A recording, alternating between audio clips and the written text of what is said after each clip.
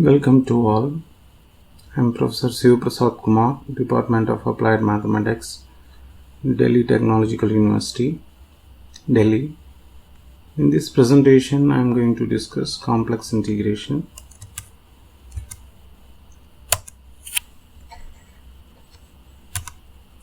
First, we will proceed with line integrals. The line integral, if f of z is a single valued function, continuous function in some region or the shaded region denoted in this figure in the complex plane, then we define the integral of f of z along a path C in this range in this region or is given by integral over C f of z dz is equal to integral over C the value of f of z, that is u plus iv, and dz will be dx plus I dy. We are substituting. So that what will happen, separating the integral into real and imaginary parts, we will be splitting into real part, you will be getting this value, and imaginary part, this value you will be getting. Now let us see an example. Find the integral over cz dz over the curve, which is a straight line path joining these 2 points 2 plus I to 3 plus I. Naturally, this is the straight line given by the equation z is equal to x plus I. So when you use this particular formula, when you substitute, you will be arriving at this expression 4 plus 2i. This is an example. Next, we pass on to defining what is a contour. Before going to the contour, a path gamma is said to be piecewise smooth if there exists a partition P of the interval a comma b such that from between a to b you have different partition points t0, t1 to tn, and gamma is smooth in each subinterval ti minus 1 to ti, then we say the curve is piecewise smooth. Okay, now we proceed to the definition of a contour. A contour is nothing but a piecewise smooth path. It is a curve consisting of finite number of smooth arcs joining the endpoints. Now let us go with an example of a curve which is a simple closed contour basically. Here this represents the equation of a circle center at z0 with radius capital R. So when you give the range theta from 0 to 2 pi, so it traces the path of the curve circle which is a simple closed contour. Next, another example, you can consider the curve given by this gamma defined in this fashion. So you can see that the first portion x plus I 4, that is 4i. Okay, in this range initially it begins with the point 0 comma 4 till 3 comma 9 it will proceed, but you can split into two parts. The first curve x plus 4i joining the points 0 comma 4 and 2 comma 4, a straight line, and after that gamma 2 x plus I x square joins the point 2 comma 4 and 3 comma 9. Next, what is the length of an arc basically? Let gamma t be a smooth arc, then the real valued function gamma dash t, absolute value of gamma dash t basically will be equal to root of x dash t square plus y dash t square. And you substitute this, and if you integrate this one with respect to t in the interval a to b, you will get the length of the arc in between a to b.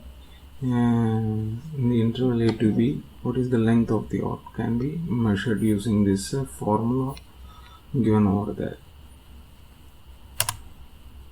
Now contour integral. How to define a contour integral? Let f of z be a piecewise continuous function defined on a contour gamma is equal to x of t plus iy of t. The range of t is range of the range of a comma b. Then the integral of f along gamma is given by integral a to b f of gamma t d of gamma t you are getting. Example, we can see, let us take f of z is equal to 1 by z and gamma t to be the unit circle. You can e power it you are taking from t ranging from 0 to 2 pi you are taking. Basically z we are provided z is not equal to 0, we are omitting z. So in this case what happens, this integral when you are representing in this format 0 to 2 pi e power minus it, substitute the value of z when you substitute, so you will be getting its value is equal to 2 pi I. Okay, now we first proceed with the various we are actually discussing the complex integration. In this various concepts associated with the complex integration we are discussing one by one. Now in the sequel we are proceeding with the analog of the fundamental theorem of calculus. So in the fundamental theorem of calculus, we come across if f is a continuous function with a primitive. Primitive means we say capital F is the primitive of small f when f dash is equal to capital F dash is equal to small f. Okay, so if f is a primitive, then we have this integral f over gamma will be equal to f beta minus capital F alpha. So important example is that this is fundamental theorem of calculus which says that each continuous function has a primitive. Okay, this is far from being true for functions of a complex variable. For example, you consider f of z to be mod z square. Then if capital F you presume to be primitive of small f, then f is analytic. So since it is analytic and being a complex function, you can take it as a capital U plus IV format. Then x square plus y square will be f dash of x plus iy, because it's the primitive of f, therefore you can write it as f is equal, small f is equal to f dash. Now using CR equation, so we have this formula that capital F, if you are taking U plus IV, then then we have f dash will be ux plus ivx. You can take basically. So if you are taking, this is a real part, okay, x square plus y is a real function basically, therefore your ux, that is dou u by dou x, will be equal to x square plus y square, and of course ux is nothing but vy from CR equations. And similarly the imaginary part vx is equal to 0, and of course vx will be coinciding with this uy is equal to minus vx, of course that is 0, so these two will coincide, and that eventually, but this value is 0, which implies your u will be, capital U will be fully function of x alone basically for some differential function small u. Okay, but this gives what, dou u by dou x, so it's not a function, u of xy is not a function of y basically, therefore when you are taking x square plus y square is equal to u dash, which is clearly a contradiction you are arriving at. Special case of Cauchy integral formula. So let us consider f to be analytic in a domain G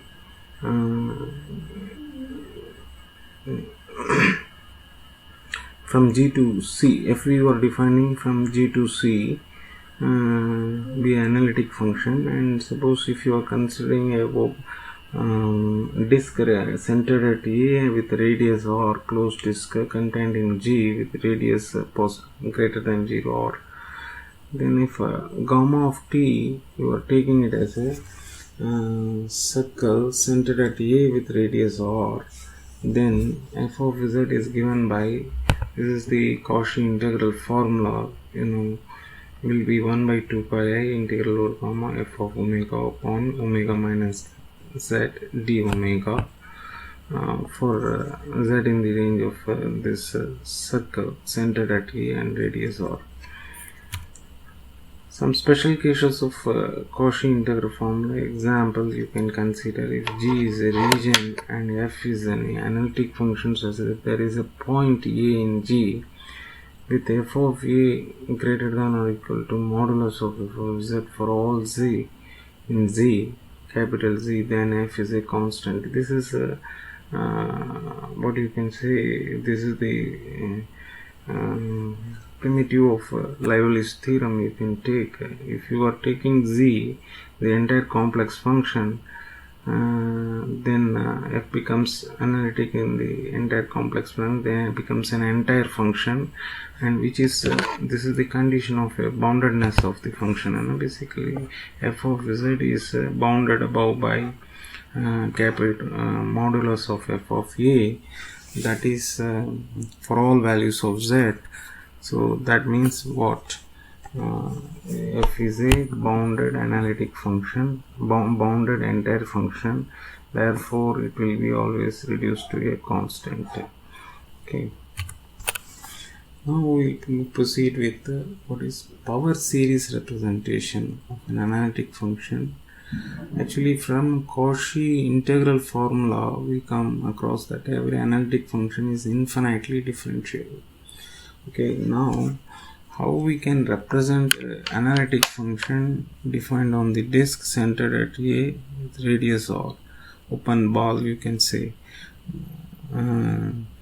Then f of z you are representing in the power series representation, summation n is equal to 0 to infinity a n z minus a whole power n in the disk centered at A with radius r. Okay, here an is nothing but the f of actually this is a printing error. This is 1 by n factorial into nth derivative of n at A. This is the value of an, and this series has a radius of convergence greater than capital R basically. Okay, this is nothing but the Taylor series expansion of the function you are getting here basically. Applications you can see, if f is an analytic function, then it is naturally infinitely differentiable from a Cauchy integral formula. Now we have the Cauchy integral formula. If you repeatedly integrate, then the nth derivative at A, you will get this representation, and factorial upon 2 pi I integral gamma f of gamma omega upon omega minus a whole power n plus 1 d omega, where gamma is equal to a plus r e power it, and t in the range of 0 to 2 pi we are saying. Then there is another concept associated with the complex integration, that is Cauchy estimate. Of course, if you consider f is a analytic function in the disk centered at A with radius r, and suppose f is bounded above by capital M for all z in this disk, then we have this inequality. The nth derivative at A modulus value is bounded above by n factorial m upon r power n. Now let us see some examples associated with this. You can take these two examples in the range t between 0 to 2 pi. You can consider these are the examples of this. F of z happens to be here e power I z, and of course z square, it is means uh, you can compare it with the integral over gamma f of z upon z minus a whole power n plus 1 dz you can take, which is equal to 2 pi I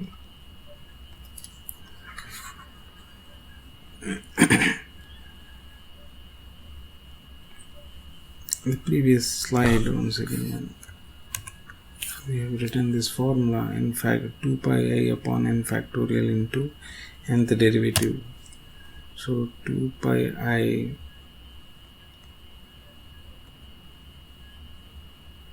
upon n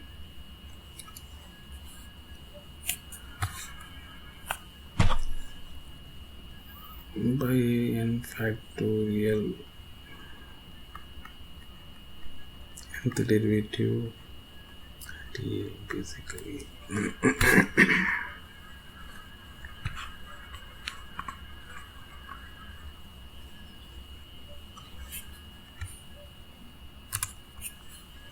So when n factorial, just you have to simply cross multiply, you will get this expression basically.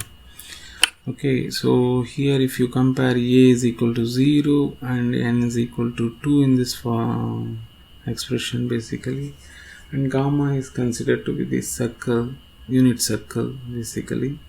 So here in this case f of z is sin z, and here small a is coming out to be 0, and of course this will be finally n is equal to 2 you are getting. Therefore when you substitute in the formula you will be able to solve this problem.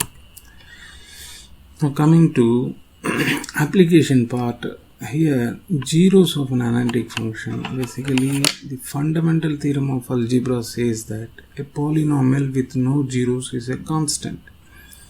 First we need some new terminology. What is an entire function? An entire function is a function which is defined to be an analytic in the whole complex plane. Okay, the term integral function is also used as a replacement of entire function basically. There is a proposition using the power series representation and the fact that C contains B of 0, for arbitrarily large R, we have, if f is an entire function, then f has a power series expansion. F of z is equal to summation a n z power n with infinite radius of convergence basically. A property of polynomial is that no non-constant polynomial is bounded. Means as you can see indeed, if you are taking a non-constant polynomial, p of z is a polynomial of degree n, you have taken z power n, a n minus 1, z power n minus 1 and up to a naught. So when you let z turns to infinity, the value of this polynomial is reduced to be infinity. The fact that this is also holds for entire functions is an extremely useful result basically. So as a matter of fact, we are arriving at the conclusion that Lively's theorem, where it says if f happens to be a bounded entire function, so the boundedness is mandatory here basically. So then the function has no other option other than reduced to be a constant. So by Cauchy's this theorem, of course, we are able to prove with the help of Cauchy estimate of the analytic function f in the any disk B, and we have this inequality modulus of f dash is bounded above by m by r. So letting r arbitrarily close to infinity, so then this modulus of f dash of z will be reduced to 0. Finally f dash of z becomes 0 and therefore f is reduced to be a constant. So this is how we give the proof of this Lively's theorem. Then there is closely associated theorem which is with Lively's theorem, is that fundamental theorem of algebra. In this theorem, if p of z is a non-constant polynomial, then there is a complex number a with p of a is equal to 0. Suppose here, what does it mean? Basically, you can have, if p of z is a non-constant polynomial, then there will be definitely, it will have a root. A is the root of that polynomial, at least one root you are trying to say. This also we are able to prove with the help of Lively's theorem. Initially we consider, since if on the contrary, if you assume p of z is not equal to 0 for all z, then you can very much assume f to be 1 by p, then f will be bounded, and it is also, since it is a polynomial, therefore naturally it's an entire function basically.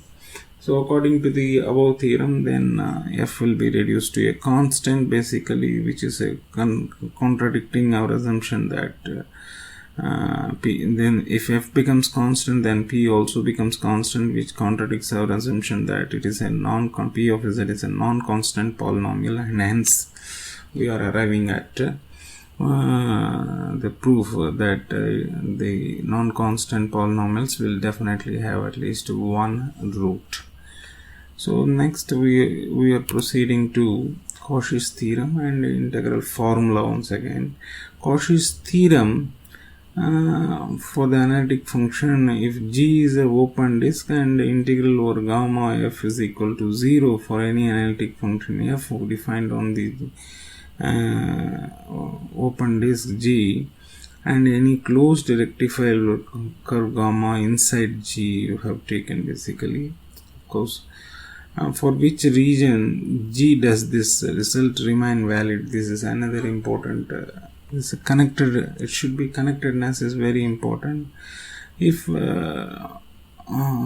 we take, there are regions for which the result is false. For example, if you consider the region C minus 0, this entire complex plane, you have deleted the 0, so it has become non-connected. Now f of z will become, suppose if you have taken f of z is equal to 1 by z, and gamma to be a circle centered at origin, okay, 0, e power it you have taken, gives that integral over gamma f will be 2 pi I basically. This we have already seen in another example, which is coming out to be. So very natural question is that here it is not satisfying this very result of Cauchy integral theorem. Therefore it is a mandate that the region should be a simply connected region, okay. And if you make a elimination, means if it is doubly connected, in that case that property of Cauchy integral theorem will not be satisfied, okay. Now the region, if we fix the region and the function f on G be analytic, if you have taken, is there a condition on a closed rectifiable curve gamma such that integral over gamma f will be 0? The answer is furnished by the index of gamma with respect to points outside G. First of all, you should know what is index. Index is nothing but the winding number basically, how many times that gamma wraps around the point A, that is the index of the particular curve, closed curve we used to say. So there's a proposition which says that how to find out this winding number or index of curve gamma.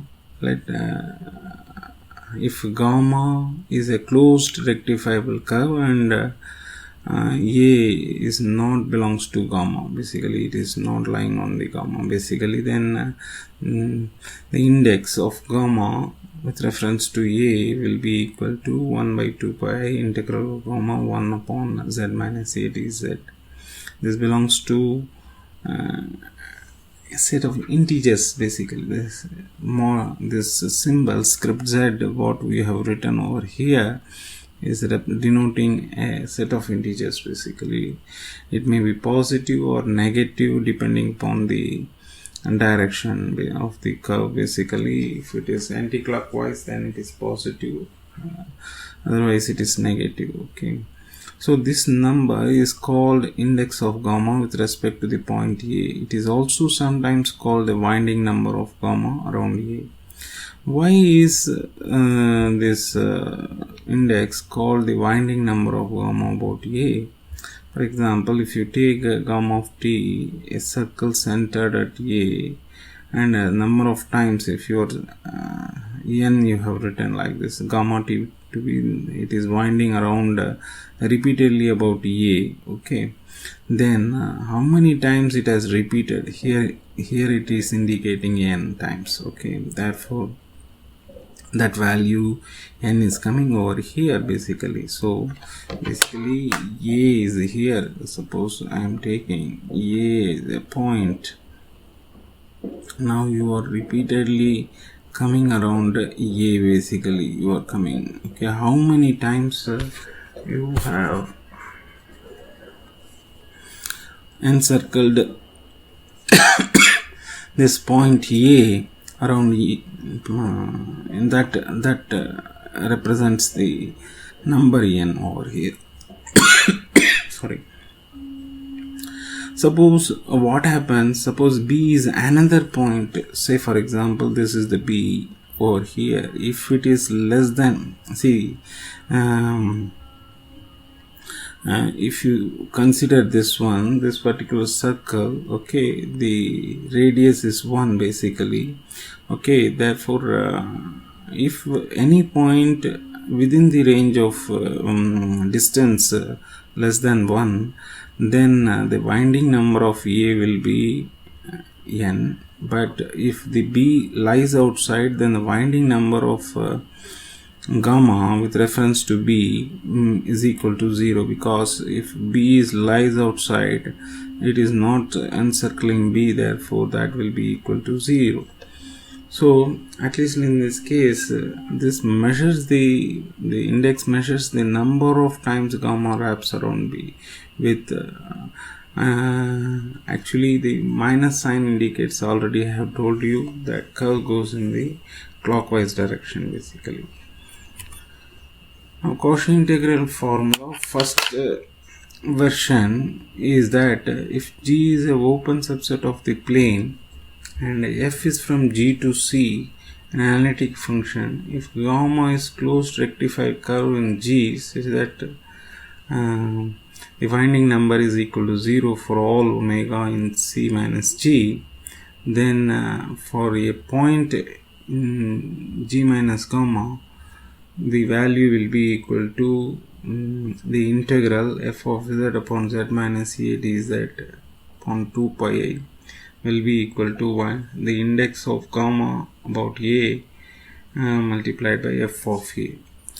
And the second version of this particular quotient, this is generalization, basically. So G you are considered to be an open subset of the plane, and f is from G to C, an analytic function you have taken. Gamma 1 to gamma m are closed rectifiable curves in G such that its value is coming out to be 0 for all omega in G minus C minus G. Then for A in G minus gamma, we have the generalized expression for the Cauchy integral formula. This is the generalized expression for Cauchy integral formula. Now Cauchy theorem, first version, basically let G be an open subset of the plane and f is an analytic function, then gamma 1 to gamma m are closed rectifiable curves in G such that the winding numbers of gamma 1 to gamma m, the sum add up to 0 for all omega in the range of C minus G. Then the summation k running from 1 to m integral over gamma kf will be equal to 0. The proof Of course, by just substituting f of z upon z minus a for f in the Cauchy integral formula, second version, the proof follows directly. And theorem involving derivatives basically. So of course, if you differentiate throughout, you will be arriving at this formula.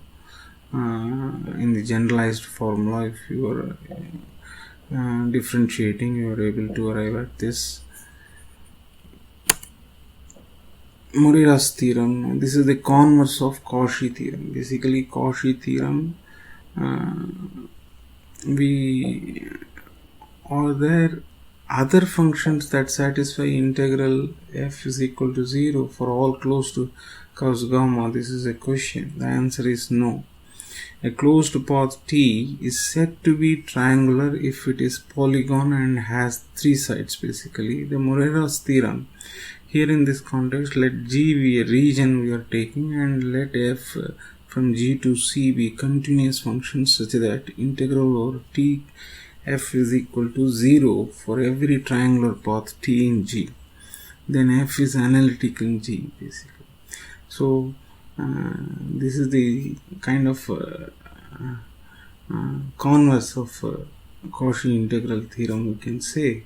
Basically, we can consider in Cauchy integral theorem, f is analytic and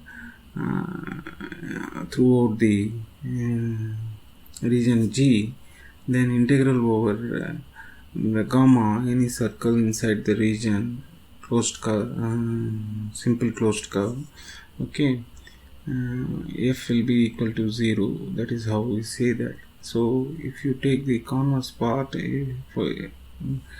we are obtaining this Morera's theorem basically. The concluding topic, that is homotopic version of Cauchy theorem and simple connectivity.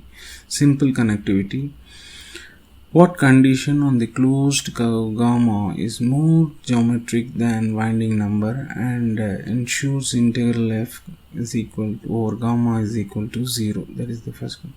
This condition is also used to introduce the concept of a simply connected region.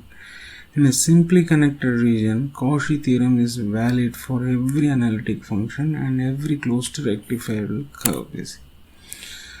And now homotopic version of this theorem, continuation, basically let G is equal to the disk centered at A with radius R we are taking, and gamma is any closed rectifiable curve from 0 to 1, interval 0 to 1 to G basically.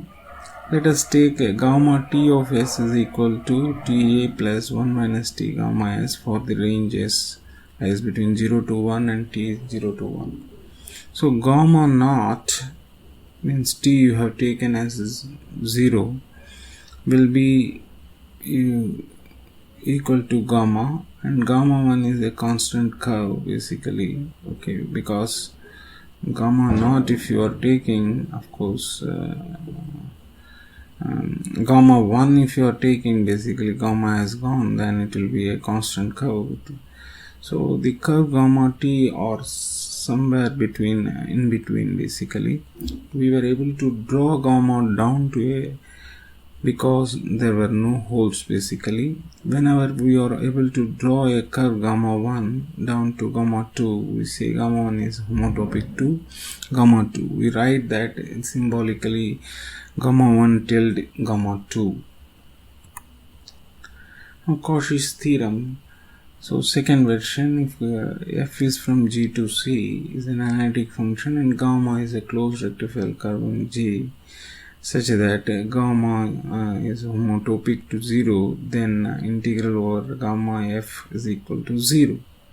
If gamma naught and gamma 1 are two closed rectifiable curves in G and gamma naught is homotopic to gamma 1, then integral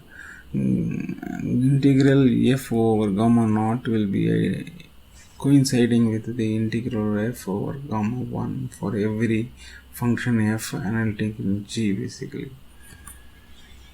Cauchy's theorem, simple connectedness. Basically, an open set G is simply connected if G is connected and every closed curve in G is homotopy to 0. And the fourth version, if G is simply connected, then integral f over gamma will be equal to 0 for every closed rectifiable curve and every analytic function. Function f for every analytic function f, basically.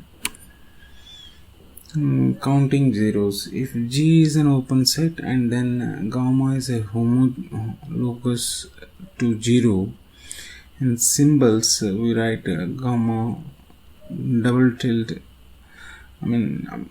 0 if the winding number of gamma with respect to omega will be equal to 0 for all omega in say minus G. Next we pass on to the theorem. Let G be a region and let f be an analytic function on G with zeros a1 to am repeated according to multiplicity. If gamma is closed rectifiable curve in G which does not pass through any point ak, and if gamma is almost close to 0, then 1 upon 2 pi f dash of z upon f of z dz will be sum of all the winding numbers basically of gamma with respect to ak. And that concludes this particular presentation. Okay, I have collected all related content, whatever possible related to integrals, basically complex integration. Thank you for listening.